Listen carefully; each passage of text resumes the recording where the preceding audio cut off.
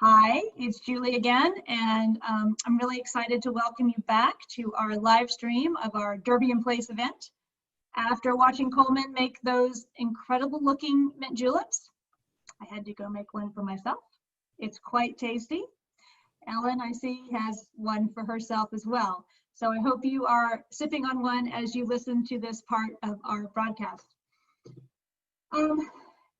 I'm Julie Puentes, as you know, Executive Director and founder of HorseLink. I'm here with Ellen, and I'm really excited about this segment. Ellen Mackey has been not only a friend for a long time, but she was a member of the HorseLink board for a very long time as well. And she is responsible for those of you who got your box for the beautiful inserts that are the Kentucky Derby and HorseLink trivia and the recipes. So thank her for that. Not only that, her horse Dylan was one of the very first horses ever to retire at HorseLink, and we had him there for 2 lovely years before he sadly passed away. But she's been involved with HorseLink for a long time. The reason I invited Ellen here today is because of anybody I know besides the NBC broadcasters and the trainers and jockeys themselves. She knows more about horse racing than anybody. She knows the horses, she knows the trainers, she knows their workouts, she knows the jockeys, she knows everything. So I thought she would be so great to talk to today as we kind of analyze this race and break it down for you and hopefully help you decide on which horse you're going to go with today. So welcome, Ellen. Thank you. Nice to be here. We're really happy to have you here. Thank you. I guess we should start by saying it's a crazy, unusual year. It is a crazy year. I mean, the Triple Crown, should Tis the Law end up winning all 3 legs, it'll have to have an asterisk beside it because one of the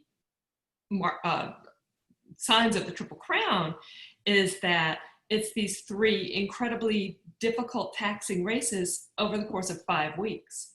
And instead, it's going to be across, let's see, June to October, so June, July, September, 4 months instead of 5 weeks. And usually it's Kentucky Derby first, Preakness second, and Belmont third. And the Belmont is the longest as well as the last. And instead, the Belmont went first and was the shortest. And then it was 3 months until the Kentucky Derby. So here we are. And the Travers, which is called the Midsummer Derby and usually occurs the weekend before Labor Day at Saratoga, kind of closes the end of the races restricted to 3-year-olds because 3-year-olds are mature enough in fall of their 3-year-old year to run against older horses on an even footing. And the Travers is serving as a prep for the Kentucky Derby. So that's another crazy thing about this year. Yeah, it's completely upside down. 2020 has just been that kind of year in every respect that you can possibly think of, and the Triple Crown is not unaffected. That is true. That is true. We are learning a new way to do the Triple Crown, and I feel badly if a horse wins it this year because you're right. There will be an asterisk by it. That horse will not have endured the short amount of time and the long race at the end and all of that. So as well as having to run a 1.25-mile race early in the first Saturday in May, which is really early for a young 3-year-old to run that far that fast. It is. You're absolutely correct. Yeah. So given that it's a strange year, we also have had some breaking news as of this week and today, actually. Yes, we just learned that King Guillermo, who would have been one of the top 5 picks in the Derby, is going to miss the Derby. He has a fever, and he has to be withdrawn from the Derby. And just earlier this week, Art Collector, who would have been the second favorite, was also withdrawn. He did something which is called grabbing a quarter. Those of you who have horses know what that is, and those of you who do not, he reached forward with a back hoof and nicked the bulb of the heel of a front foot. And it's an injury we've all dealt with, and it's going to heal just fine. Yeah. But the strict drug rules that are in place meant that he could not have any anti-inflammatories and still run in the Derby. And he needed the anti-inflammatory. And so they did what was right by the horse instead. Yeah, and we're always grateful for that. We're always grateful for that. That's what has to be done. And it can be painful for sure. If you grab the back of your heel, yeah, ouch, it does hurt. Yeah. So he would have needed something to be able to do that. So good on them for scratching him, but one less horse for us all to choose from. Yeah. Which might be a good one. Yeah, and it's not just the Derby. It's an incredible weekend of racing with the Oaks on Friday. But even just Saturday alone, there are 3 grade 1 stakes, 3 grade 2 stakes, and a grade 3 stake. And those are the highest category of races that are run. So there are only like 57 grade 1s in the nation on a given year. So it's good racing this weekend. It's good racing, and thank goodness. And we're having in conjunction with our wonderful party, and so it worked out. We postponed from May 2nd as well, and here we are. So we're just rolling with it. We're rolling with it this year, and we're pretending to everything's normal, and we're there. I'm drinking my mint julep. I'm in front of the Twin Spires. I have a disappearing hat, and Ellen is in the paddock area of Churchill Downs. So really cool. All right, so let's talk horses. All right.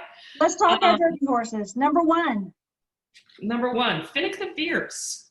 As Julie pointed out, he is one of only 2 horses to finish in front of Tiz the Law in his life. And he's the only horse in the Derby who ever finished in front of Tiz the Law.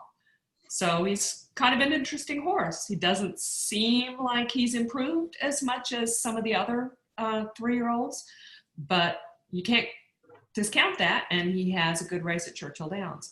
He also has only one eye. That is key to me, and I'm wondering how you feel. He drew the number 1 post. He drew the number 1 post. I think it is his right left. Eye. Is it his right eye? So he's not going to see all the other horses. That's exactly it. Yeah. Yeah. So I think that plays into it. Yeah. They've got a new starting gate this year. And it's a 20-horse starting gate rather than having an auxiliary gate attached to the end of the starting gate. So there's no big gap between the gates. And each gate, they said, is the opening is 1.5 inches wider, but the partitions are narrower. So that's why they're able to have a little bit more space for the horse and the handler, the starter who's holding them. And they're not going to be so crowded over to the rail. So it shouldn't be as bad on the number 1 horse as it has been in the past, where they could look and see that they were actually aiming at the rail as it curved around the turn. And they're going to leave, because they only had 18 entered, now 17, they were going to leave the 1 and the 20 open, so that no one is all the way out and no one is all the way in. I expect that they'll still just have the 1 open, and that the 19 will now be open as well. Yeah. Oh, okay. Well, that makes a big difference. That's helpful. Yeah.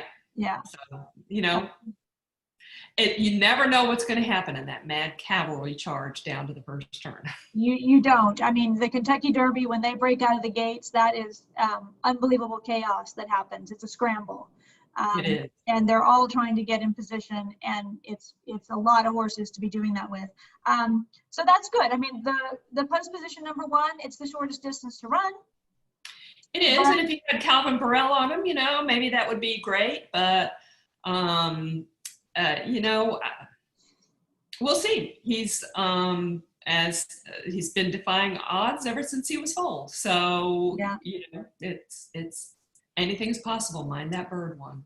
Hard not to root for a horse like that, because and with HorseLink, whenever we see a horse that's out there living and thriving with one eye, it makes us think of our dear Patty Shaw, who we lost last year, who was just one of the all-time great horses in the world. And so yeah, I mean, there's a soft spot in my heart for this horse. I wish him a good trip. I would be thrilled if he did well. So we'll see. We'll see. Let's move on to Max Player. Yeah, he's kind of an interesting horse. He's fast enough, and he's finished kind of a closing third to Tiz the Law in both of his last 2 starts. But the owners wanted him to acclimate to Churchill Downs, and his trainer was New York based. And so they changed trainers on him. And granted, he's gone to an amazing trainer in Steve Asmussen, who shares the record of all-time leading trainer at Churchill Downs with Dale Romans, who also has a long shot in this race. But the Derby gods don't look kindly on people moving their horses around trying to get an advantage, whether it's a jockey or a trainer. So it's hard to say. He's a really nice horse, and he worked really well at Churchill Downs since he's been down there. But he was not hoping to draw inside. So, you know, pluses and minuses. And he's by honor code, which I think there's another horse in this race by honor code, isn't there, as well? You might think that, yes, Honor AP is by honor code. Okay, that would make sense. That would make sense. I thought there was, but yeah, okay. So Max Player, he's an unknown. He's a number 2. They're all nice horses, let's be honest. They're all nice horses. And he's a dark bay with white ankles and a white star, so why wouldn't I like him? Yeah, right, exactly. How about Enforceable? This is a horse that interests me. He's a good-looking great horse by Tappet, who is a wonderful racehorse, very successful, and a successful sire as well. How's he been doing this week at Churchill? Do you know? I'm going to put on my glasses here so I can read the workout times. He had a good breeze on the 29th, a good half mile, and a really nice breeze on the 23rd, going 6 furlongs. So his last 4 works have all been at Churchill, and each one's a little bit better than the last. And then the one last week was just kind of a maintenance move. So he's a nice horse. He had one really monster effort in New Orleans this spring. And I think it probably took a little bit of something out of him because he wasn't quite the same horse in the next race, but then he's been improving his next 2 races. So, and you just can't count out the Tappets. No, you can't.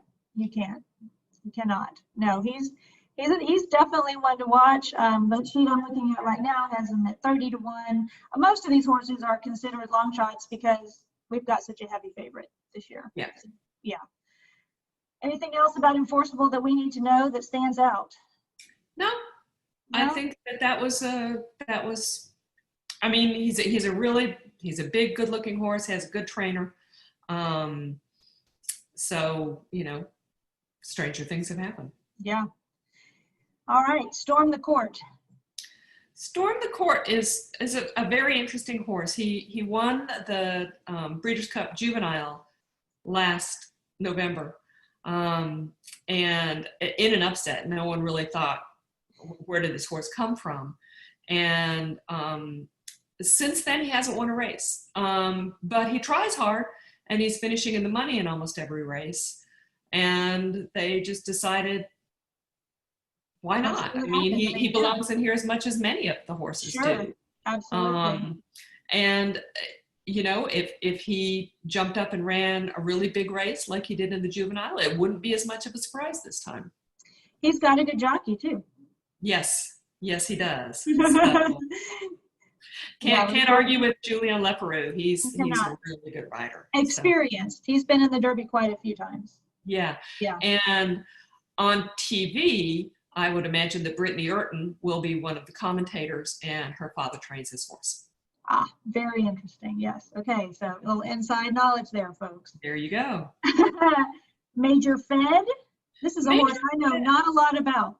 I don't know much about this horse either, except that his last start was his best start. So, you know, what can I say? He's by Go Staffer, who won the Breeders' Cup Classic the year it was in Texas, and I was there to watch it. So I always have a soft spot in my heart. As was I. We were both together. Yes. That's right. Yeah, well, you gotta like him for that. You know, if he did well in his last race, that means he's maturing well, maybe, and maybe this is now he's at his peak. Maybe he's peaking now. Yeah, I mean, it's the right time to be peaking when you're going into the biggest race. Yeah, even though it's not typically the time you would need to be peaking. But yes, Right. for this effort. Yeah.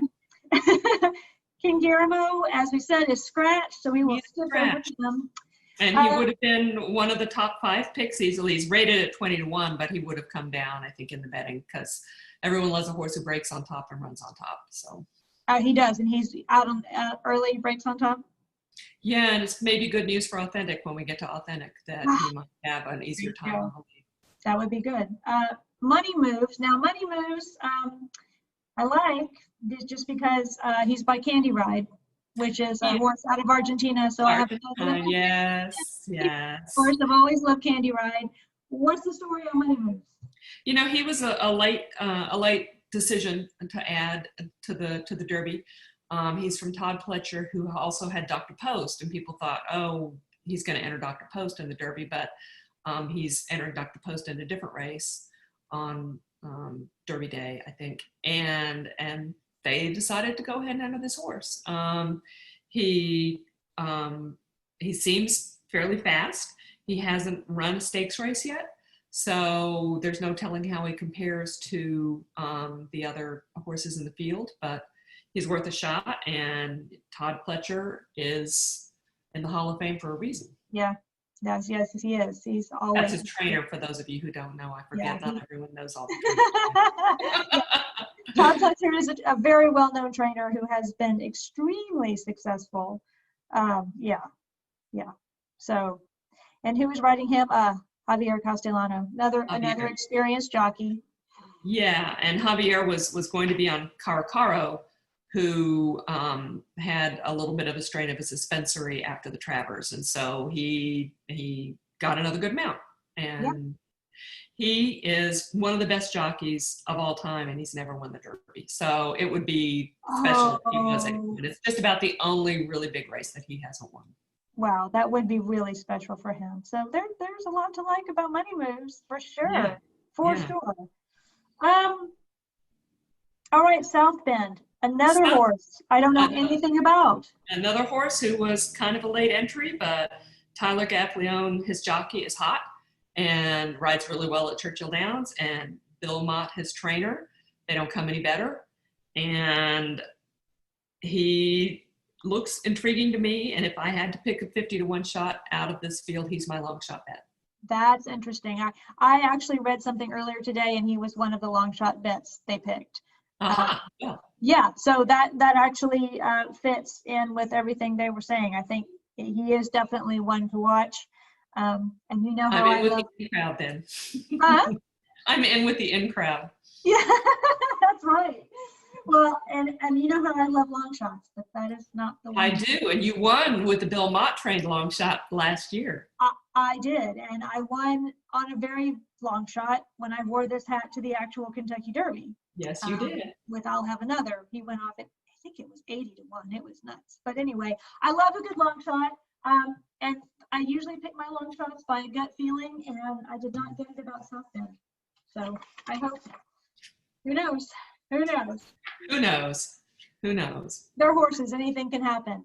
That's right. Mr. Big News. Mr. Big News. You know, he's possible. He won the Arkansas Stakes, the Oaklawn Stakes, which was the qualifier for the Arkansas Derby, which had been moved to Derby Day, the first Saturday in May, instead of the second Saturday in April. Right. Just when it usually is. And he ran really well that day and won it quite convincingly. His next race, not quite so good, but then again, he could have had a little bit of a bounce from it. So I think he deserves to be in here as much as anyone else. And he's a good horse. He's won stakes races, and he's shown he's a good horse. Yeah, and he's by Giants Causeway, who is, powerhouse. The Iron Horse. Yeah. So, yeah, for sure. I mean, that's the thing that's so hard about the Derby is you've got the best of the best. Every horse deserves to be here.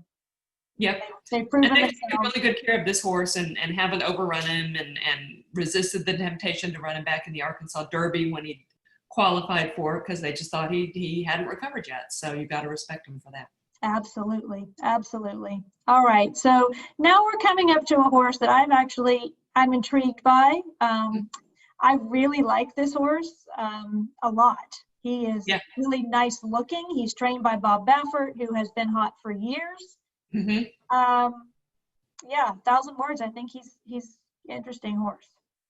Yeah, and he's by Pioneer of the Nile, who sired American Pharoah. Mm-hmm. So he's got the pedigree there. His dam is kind of a sprinter, but he has certainly shown that he can go long, and he never gives up. He's a little bit one-paced maybe, but he just keeps coming along and coming along and coming along with that pace. And if everyone goes out fast enough, he'll be close enough that if they come back just a little, he could be right up there with them.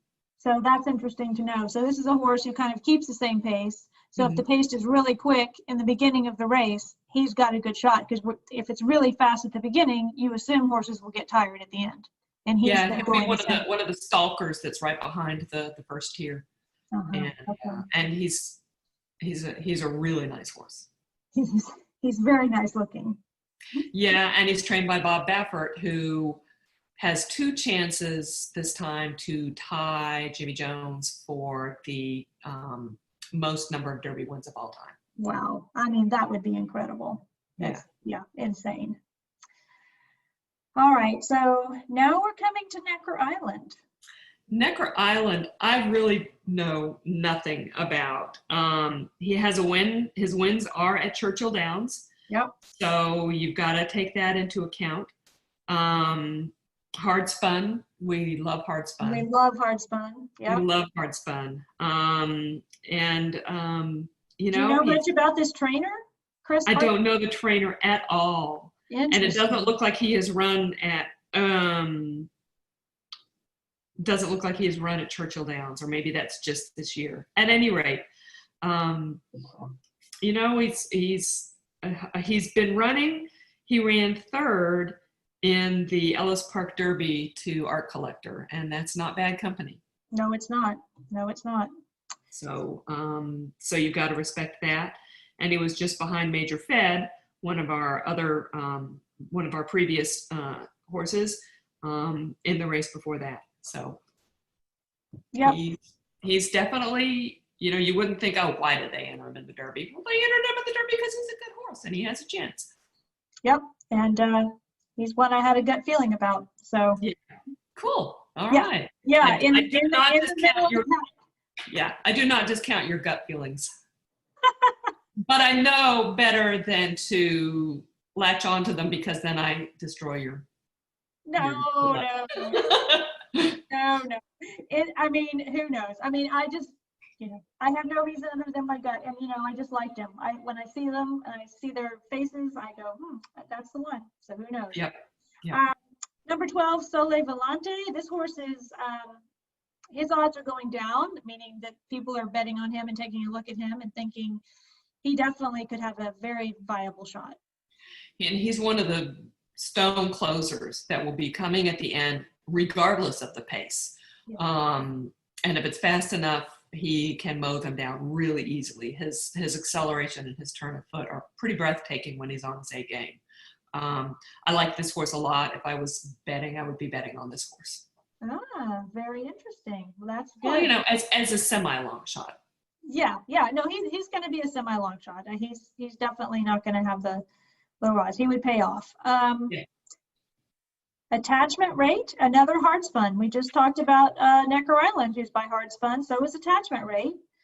And this is the horse who's trained by Dale Romans, who shares the title of all-time winningest trainer at Churchill Downs with Steve Asmussen. So you can't count out Dale Romans either. No, never count him out. He knows the track really well. His horses are always well prepared.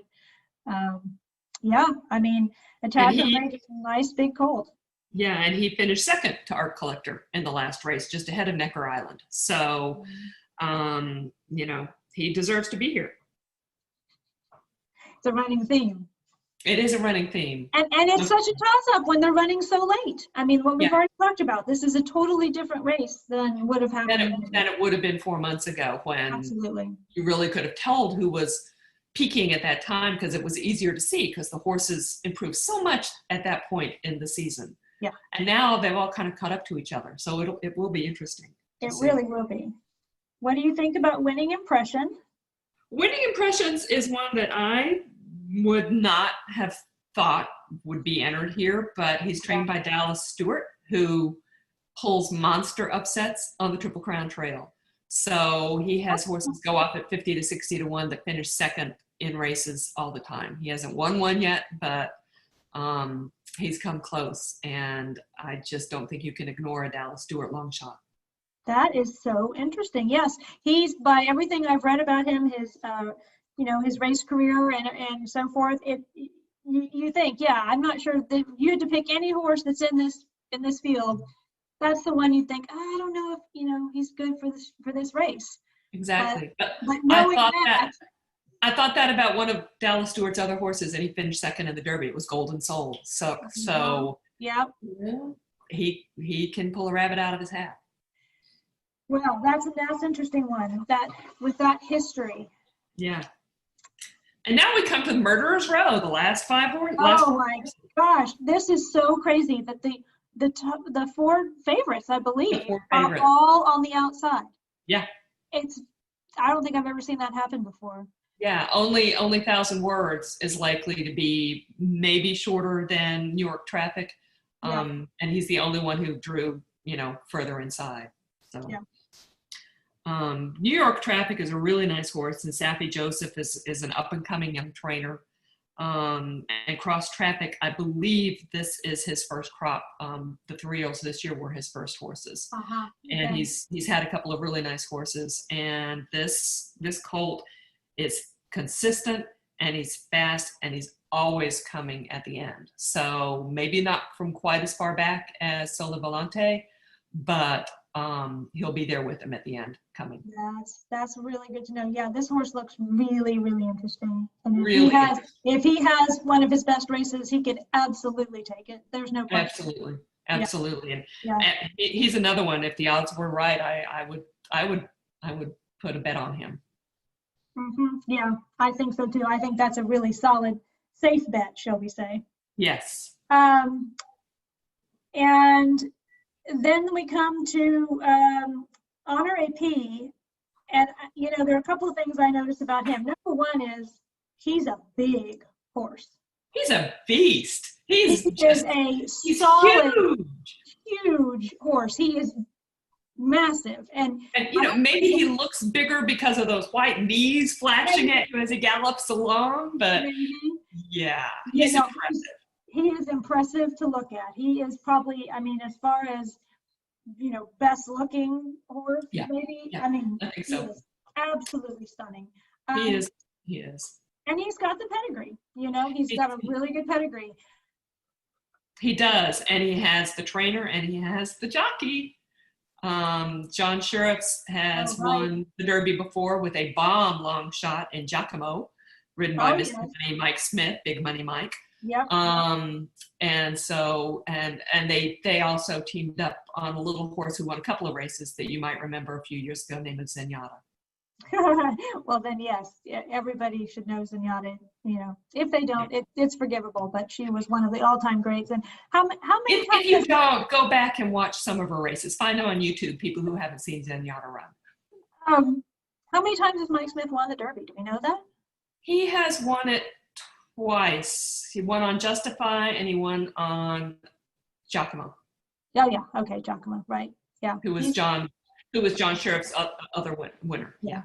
So they go back a long way. So they have a horse that they believe in and are working on together, and it's been a good combination before. So yeah, certainly one to look at. Now the thing about him, we kind of talked about this earlier. He's from California, correct? Yes. And he's never shipped outside of California until now.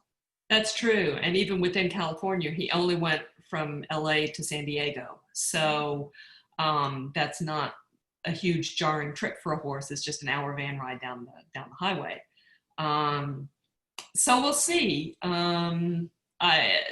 He doesn't seem to be an overly nervous horse. So I would imagine it would be fine. And he's looked good galloping this week at Churchill. So he seems to be just fine. Saw a clip of him splashing through the mud. They had rain the last 2 mornings. And but it's going to be beautiful and sunny and dry on Derby Day. So because we've had a yeah. few wet ones lately. Yeah. Yes. Yeah, Yes. we have. Yeah. Well, that'll be interesting to see because, shipping across country can take it out of a horse. It can be stressful for a horse, and it'll be interesting to see. Is it going to be entirely new track? You know, they can get used to certain tracks, so we'll see if it affects him or not. I mean, But he's going to be a very deserving second favorite. oh yeah, without a doubt, without a doubt. And then we come to the favorite, Tiz the Law, who I have seen race this year. I didn't see him race in his 2-year-old year, but the races I've seen this year have been really impressive. Yeah, he's been spectacular. I mean, Yeah.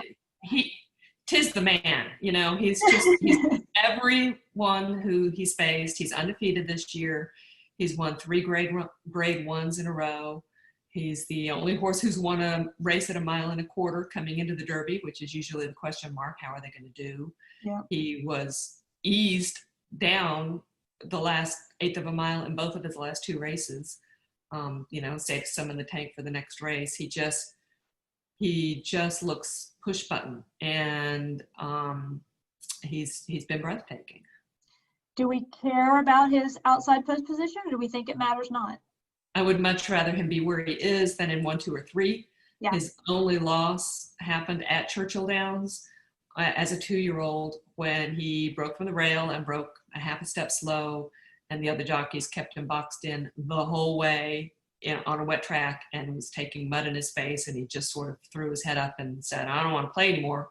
Mm-hmm. And then when the hole opened up, he didn't quicken through it, but he still finished 3rd. And to be fair, he was a 1.5 lengths and a head back from the winner. So it's not like he had a horrible defeat that day. Yeah. And it's going to be dry, and he's going to be outside. And his jockey, Manny Franco, has just forged an amazing partnership with his horse. And he pushes the button, and the horse goes. He says, wait, and the horse waits. It's just beautiful to watch. Yeah, it was the races I saw have been just breathtaking. They really have. And he kind of reminds me of watching American Pharoah. Yeah. Just, you know, he really does. I mean, maybe not quite the same running style, but there's just. But he sure seems to float down the stretch like American Pharoah did. Exactly right. Yeah. And these are the same connections who won the Kentucky Derby and the Preakness 17 years ago with a horse called Funnyside, who was the first New York bred to win it in a long time and the first gelding to win it in a long time. And Saratoga Stables is a partnership. They have 35 partners in this horse. They drove a school bus to Churchill Downs for Funnyside.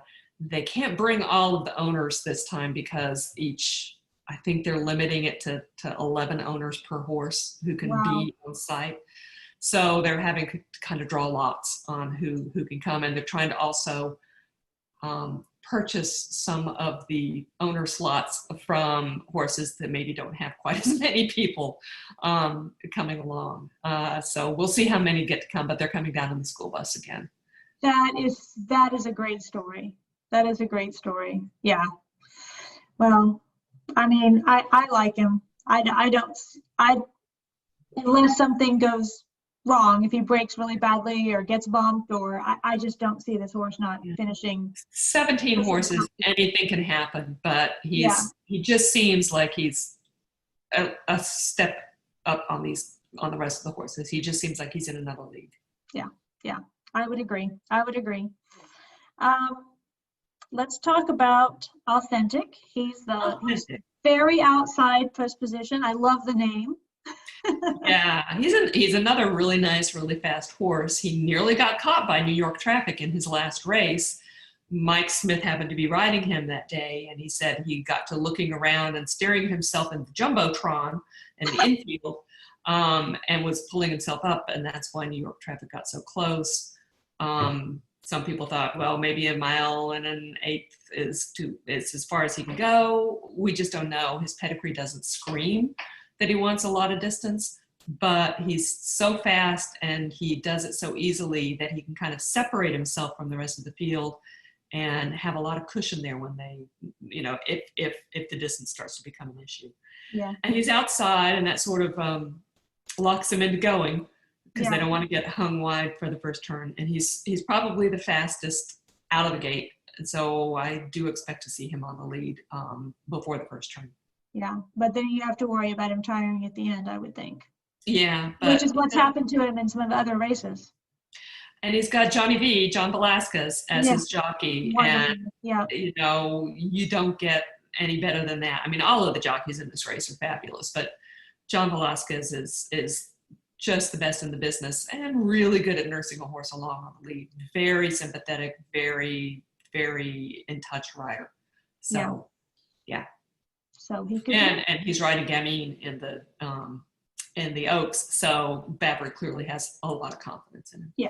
Oh yeah. Yeah. And this is Bob Babber's other horse too. His other horse, his number one horse. Yeah, we should mention that because Bob's got 2 in this race. So he has certainly been hot the last few years. And I go back to Tiz the Law. I noticed that Barkley Tagg is his trainer, and he's another guy. Trainer's been around and been very successful for all of his training. Yeah. And he was also the trainer for Funny Side, and Saratoga Stables has all of their horses with Barkley Tagg, and the founding partner John Knowlton is from Saratoga, and so they buy New York breds to race in New York, and they've struck lightning twice, and they don't pay an awful lot for their horses. I mean, it's a staggering sum to those of us who work at UT for a living, but it's run nonprofits. Or run nonprofits, but it's not a huge sum when you look at what horses sell for. Yeah. All right, Ellen. So, and before we go, the race right before the Derby has my favorite horse name running in it. And for those of you who haven't heard me talk about this horse, the breeding is just great. The horse's sire is Big Brown, who won the Derby and the Preakness a few years ago. And his dam is Marilyn Monroe, which is a pun of its own because she's a gray or roan filly by Tappet. Awesome. And the horse's name is Some Like It Hot Brown. So it's just one of the best names ever. And he's running in the race right before the Derby. Yeah. It is one of the best names ever. And, horse race names can be, or race horse names, I should say, can be a little awful sometimes. But when you get a really clever one, you really appreciate it. You really appreciate it. And that's one of the best I've ever run into. So it'll be fun to watch him again. He won his last race at Saratoga. He's stepping into slightly deeper waters this time, but if they let him alone on the lead again, he could do it. Well, we'll definitely root for him then. Because with a name like that, how could you not? How could you not? How could you not? That's what we have to say. So before we leave, and I just want to mention that right after this, we should be coming up on the parade from the barns down the track over to the paddocks of all these horses that we've just talked about. So you should be able to get a good look at them. And then also when they go from the paddock, of course, to the entry gate, you'll be able to see them do the parade. So now that you know a little bit about these horses, maybe you'll watch them a little differently.